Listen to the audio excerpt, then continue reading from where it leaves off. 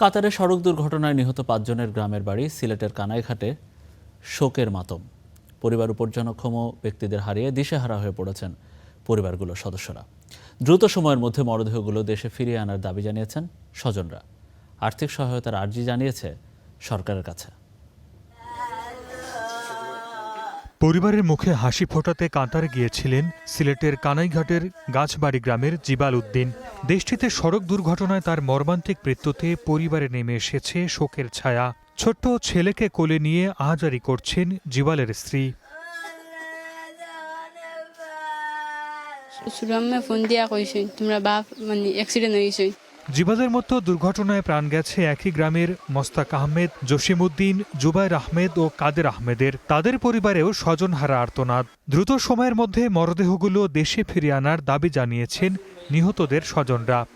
জসিমউদ্দিন যে মারা গেছেন আমার ফুফাতো ভাই, ছোট। আমি দুইটা বাচ্চাই আছেন, এবারে দারিদ্র গরিব মানুষ, অসহায়। সরকার ঊর্ধ্বতন কর্মকর্তা তার কাছে দাবি আমরা যেটা মানুষ আসলে অসহায়, নিরীহ মানুষ যে ৩-৪ জন মারা গেছেন সবও নিরীহ। আপনারা একটু আটটা বাড়াইতা। এই যে তিনটা পরিবারের দিকে সবার আন্তরিকতা এবং সহযোগিতা আশা রাখছি আমরা। রোববার সকালে কাতারের দোহা থেকে একটি পিকআপে করে কর্মস্থল আল শাহানিয়া শহরে যাচ্ছিল ৬ জন।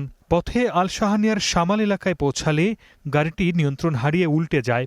এতে ঘটনাস্থলে ৬ জনের মৃত্যু হয়। নিহতদের মধ্যে ৫ জন বাংলাদেশি এবং ১ জন ভারতীয় নাগরিক। Desk report, star news.